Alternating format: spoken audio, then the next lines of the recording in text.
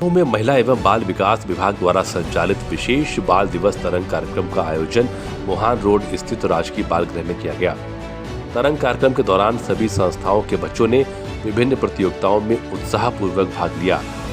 इनमें चित्रकला, रंगोली और निबंध प्रतियोगिताएं और दौड़ प्रतियोगिताएं शामिल थीं। यह कार्यक्रम उच्च न्यायालय किशोर न्याय समिति इलाहाबाद के मार्गदर्शन में किया जा रहा है। महिला एवं बाल विकास विभाग ने 20 नवंबर तक कार्यक्रम आयोजित किए जाने का निर्णय लिया है। यह आयोजन प्रदेश के समस्त राजकीय बाल देखरेख संस्थाओं में बाल अधिकारों के प्रति जागरूकता के लिए किया जा रहा है। कार्यक्रम में 6 से 18 वर्ष से अधिक आयु वर्ग के बच्चों के लिए विभिन्न प्रतियोगिताएं और गतिविधियां आयोजित की जाएंगी। तरंग कार्यक्रम का उद्देश्य बच्चों के लिए न्याय सुनिश्चित करना है। बच्चों में आत्मविश्वास, सामाजिक सहभागिता और बाल अधिकारों के प्रति जागरूकता प्रोत्साहित करने के लिए प्रदेश के लखनऊ, आगरा, मथुरा सहित 32 जिलों में विशेष बाल दिवस कार्यक्रम तरंग आयोजित किया जाएगा।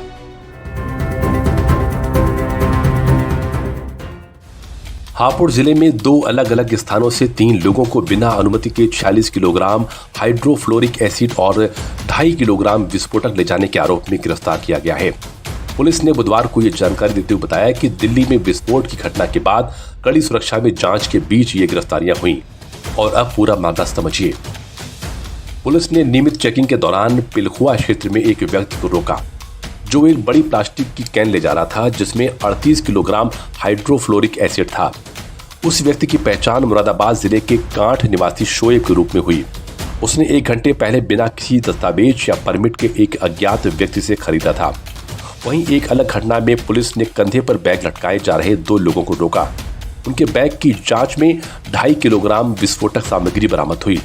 दोनों की पहचान शोभित कुमार और विजेंद्र सिंह के रूप में हुई, जो सीतापुर के निवासी हैं। इनके पास विस्फोटक का वैध लाइसेंस नहीं था। हमको जनपद हापुड़ में इसके कुछ अच्छे परिणाम मिले हैं, जो हम लोगों ने टोल पर चेकिंग करी है या और दिल्ली से आने वाले रास्ते पर चेकिंग करी है। इसमें पिछले दिनों में 3 घटनाएं हमको जो है 3 बरामदगियां हमारे पास हुई। जो सबसे पहले तो आपने बताया कि जो एसिड की बरामदगी हुई है, ये हाइड्रोफ्लोरिक एसिड है, जो कि प्रथम दृष्टया ये जानकारी मिली है कि जो कांच वगैरह की सफाई में और कांच के काम में जो उसकी डिजाइनिंग में ये प्रयोग बनाया जाता है। तो एक शोएब नाम का व्यक्ति जो कि मुरादाबाद का रहने वाला इसको लेकर के आ रहा था, लेकिन ये कोई इसका लाइसेंस नहीं दिखाया जा सकता और चूंकि ये विषय अधिनियम के अंतर्गत इसमें कार्रवाई करी गई है, गिरफ्तारी करी गई है और पूछताछ करी जा रही है कि कहाँ पर इसकी बातों की तस्दीक करी जा रही है। तीनों आरोपियों के खिलाफ विस्फोटक अधिनियम के तहत केस दर्ज किया गया है और उनसे पूछताछ की जा रही है। उनके दावों और पदार्थों के स्रोत को सत्यापित करने के लिए आगे की जांच चल रही है। पुलिस ने अभी तक दोनों के पास से जब्त किए गए विस्फोटकों की प्रकृति का खुलासा नहीं किया है। यूपी बोर्ड परीक्षा 2026 में शामिल होने वाले लाखों स्टूडेंट्स के लिए एक बड़ी खबर सामने आई है। बोर्ड की तरफ से हाई स्कूल और इंटरमीडिएट की परीक्षाओं की डेट शीट में बदलाव किया गया है। यूपी बोर्ड ने परीक्षा कार्यक्रम घोषित करने के 6 दिन के बाद ही उसमें संशोधन किया है। अब 10वीं और 12वीं की हिंदी और संस्कृत परीक्षाएं अलग अलग शिफ्ट और नई तारीखों पर होंगी। मंगलवार देर रात यूपी बोर्ड के सचिव भगवती सिंह की ओर से बोर्ड परीक्षा की संशोधित समय सारणी जारी कर दी गई है। शेड्यूल में क्या किया गया है बदलाव, उसको भी जान लेते हैं। अब हाई स्कूल की हिंदी एवं प्रारंभिक हिंदी परीक्षाएं 18 फरवरी 2026 को प्रथम पाली में होंगी। इंटरमीडिएट की हिंदी एवं सामान्य हिंदी की परीक्षाएं 18 फरवरी को द्वितीय पाली में आयोजित की जाएंगी। पहले 18 फरवरी को सुबह की पाली में हाई स्कूल हिंदी और इंटर सामान्य हिंदी की परीक्षा कराने का निर्णय लिया गया था, जबकि शाम की पाली में हाई स्कूल प्रारंभिक हिंदी और इंटर हिंदी साहित्यिक की परीक्षा कराने का निर्णय लिया गया था। इसके साथ ही अब इंटरमीडिएट संस्कृत की परीक्षा 12 मार्च 2026 को द्वितीय पाली में होगी। पहले बोर्ड ने 20 फरवरी को सुबह पाली में इंटर संस्कृत और शाम की पाली में इंटर अंग्रेजी की परीक्षा कराने का निर्णय लिया था। यूपी बोर्ड की ओर से 10th और 12th क्लास के लिए बोर्ड परीक्षाओं का आयोजन 2 शिफ्ट में करवाया जाएगा। पहली पाली की परीक्षा सुबह 8:30 बजे से 11:45 तक और दूसरी पाली की परीक्षा दोपहर 2 बजे से शाम 5:15 तक संपन्न करवाई जाएगी। वहीं इस बार यूपी बोर्ड की 2026 की परीक्षा में कुल 52 लाख से अधिक छात्र शामिल होंगे। इनमें 27,50,945 छात्र 10वीं कक्षा में और 24,79,352 छात्र 12वीं कक्षा में परीक्षा देंगे। यह संख्या पिछले साल की तुलना में थोड़ी अधिक। गोकशी के बढ़ते अपराधों पर लगाम कसने के लिए शाहजहांपुर पुलिस ने एक बड़ी कार्रवाई की है। मंगलवार देर रात शाहजहांपुर के खुटार थाना क्षेत्र में पुलिस और गोकशी जैसे अपराध में संलग्न आरोपी के बीच मुठभेड़ हो गई। पुलिस को सूचना मिली थी कि गोकशी में वांछित आरोपी मुजीबुर रहमान उर्फ नेता इलाके से गुजरने वाला है। इसके बाद पुलिस टीम ने घेराबंदी करते हुए इस कार्रवाई को अंजाम दिया था। अब क्या था पूरा मामला, उस पर भी नजर डाल देते हैं। आरोपी मुजीबुर रहमान उर्फ नेता गोकशी के मामले में वांछित था। घटना खुटार थाना क्षेत्र के तुलापुर बेला गांव के पास की है।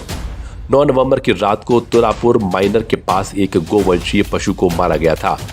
आरोपी खाल, सिर और अन्य अवशेष मौके पर ही छोड़ गए थे, जिसके बाद पास के खेत मालिक नवनीत मिश्रा ने हिंदूवादी संगठनों को सूचना दी थी। वहीं मौके पर पहुंची पुलिस ने जांच के बिना अवशेष और सिर को कई दिन पुराना बताते हुए मामला दबा दिया था। इसके बाद 11 नवंबर की रात मुखबिर ने सूचना दी कि कुछ लोग फिर से गोवंशीय पशु की हत्या करने की फिराक में हैं। सूचना पर खुटार पुलिस ने मौके पर पहुंचकर घेराबंदी करते हुए आरोपी को पकड़ने की कोशिश की। इस दौरान आरोपी ने पुलिस पर फायरिंग शुरू कर दी। वहीं जवाबी कार्रवाई में उसके पैर में गोली लग गई। इसके बाद पुलिस ने उसे दबोच लिया। आरोपियों के पास से तमंचा, कारतूस, मोटरसाइकिल व गोकशी में प्रयुक्त उपकरण बरामद किए गए हैं। 11/12 की रात को मुखबिर द्वारा थाना कोटार की पुलिस को सूचना दी गई कि तुलापुर के जंगलों में गौकसों का गिरोह गौकशी घटना को अंजाम देने वाला है। इस सूचना पर थाना पुलिस द्वारा वहां पर दबिश दी गई। दबिश के दौरान गौकसों के गिरोह ने पुलिस पार्टी पर फायरिंग कर दी। इस फायरिंग के जवाब में पुलिस पार्टी द्वारा भी कार्रवाई की गई, जिससे एक गौकस के पैर में गोली लगी। घायल गौकस का नाम मुजीबुर रहमान उर्फ नेता, जो कि हमारे यहाँ जादमपुर थाना खुटार का रहने वाला है, के रूप में हुई है। उससे पूछताछ में पता चला है कि उसका एक और साथी भूरा भी उसके साथ था, जो मौके पर अंधेरे का फायदा उठाकर भाग गया है। घायल गौकस के कब्जे से एक तमंचा, एक खोखा कारतूस, एक जिंदा कारतूस, गौकशी करने वाले उपकरण और एक बाइक बरामद हुई है। पुलिस के मुताबिक आरोपी लंबे समय से गोकशी और तस्करी में लिप्त था। पूछताछ में उसने कबूला कि अपने ससुर के कहने पर वह इस धंधे में उतरा था। फिलहाल पुलिस ने उसे इलाज के लिए अस्पताल में भर्ती कराया है और फरार आरोपियों की तलाश में टीमें लगातार दबिश दे रही हैं।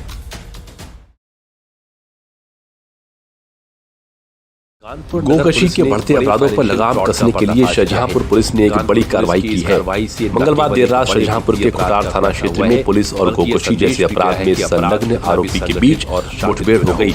पुलिस को सूचना मिली थी कि गोकशी में वांछित आरोपी मुजीबुर रहमान उर्फ नेता इलाके से गुजरने वाला है। इसके बाद पुलिस टीम ने घेराबंदी करते हुए इस कार्रवाई को अंजाम दिया था। अब क्या था पूरा मामला, उस पर भी नजर डाल देते हैं। आरोपी मुजीबुर रहमान उर्फ नेता गोकशी के मामले में वांछित था और घटना खुटार थाना क्षेत्र के तुलापुर बेला गांव के पास की है। पुलिस के 9 नवंबर की रात को तुलापुर माइनर के पास एक गोवंशीय पशु को मारा गया था। आरोपी खाल, सिर और अन्य अवशेष मौके पर ही छोड़ गए थे, जिसके बाद पास के खेत मालिक नवनीत मिश्रा ने हिंदूवादी संगठनों को सूचना दी थी। वहीं मौके पर पहुंची पुलिस ने जांच के बिना अवशेष और सिर को कई दिन पुराना बताते हुए मामला दबा दिया था। इसके बाद 11 नवंबर की रात मुखबिर ने सूचना दी कि कुछ लोग फिर से गोवंशीय पशु की हत्या करने की फिराक में हैं। सूचना पर खुटार पुलिस ने मौके पर पहुंचकर घेराबंदी करते हुए आरोपी को पकड़ने की कोशिश की। इस दौरान आरोपी ने पुलिस पर फायरिंग शुरू कर दी। वहीं जवाबी कार्रवाई में उसके पैर में गोली लग गई। इसके बाद पुलिस ने उसे दबोच लिया। आरोपियों के पास से तमंचा, कारतूस, मोटरसाइकिल व गोकशी में प्रयुक्त उपकरण बरामद किए गए हैं। 11/12 की रात को मुखबिर द्वारा थाना कोटार की पुलिस में सूचना दी गई कि तुलापुर के जंगलों में गौकसों का गिरोह गौकशी घटना को अंजाम देने वाला है। इस सूचना पर थाना पुलिस द्वारा वहां पर दबिश दी गई। दबिश के दौरान गौकसों के गिरोह ने पुलिस पार्टी पर फायरिंग कर दी। इस फायरिंग के जवाब में पुलिस पार्टी द्वारा भी कार्रवाई की गई, जिससे एक गौकस के पैर में गोली लगी। घायल गौकस का नाम गिरफ्तार मुजीबुर आरोपी रहमान की पहचान मोहित कुमार उर्फ वर्मा, नेता, नंदू जो शाह, कि हमारे राजकुमार यहाँ वर्मा, राधनपुर संजय थाना वर्मा और ठोटार का रहने गुड्डू वाला है और प्रवीण सिंह के के रूप में रूप में हुई हुई है। है। उससे पूछताछ सभी में पता आरोपी चला है आगरा और कि कानपुर के उसका रहने वाले हैं, एक और साथी जबकि भूरा भी गिरोह के उसके तीन साथ था, अन्य सदस्य जो सतपाल सिंह मौके पर उर्फ अंधेरे का सीपी फायदा चौहान, उठाकर भाग देवेंद्र गया। गुमा उर्फ घायल देवा गौकस के और आकाश कब्जे से अग्रवाल एक उर्फ तमंचा, राजा अभी फरार है। एक खोखा कारतूस, पुलिस एक के अनुसार जिंदा यह गैंग कारतूस, रांगा पर गौकसी चांदी की करने वाले परत चढ़ाकर उपकरण नकली और एक सीडी बाइक बनाता बरामद था हुई। और पुलिस के मुताबिक आरोपी लंबे समय से गोकशी और तस्करी में लिप्त था। पूछताछ में उसने कबूला कि अपने ससुर के कहने पर वो इस धंधे में उतरा था। फिलहाल पुलिस ने उसे इलाज के लिए अस्पताल में भर्ती कराया है और फरार आरोपियों की तलाश में टीमें लगातार दबिश दे रही हैं। बल्कि यह संदेश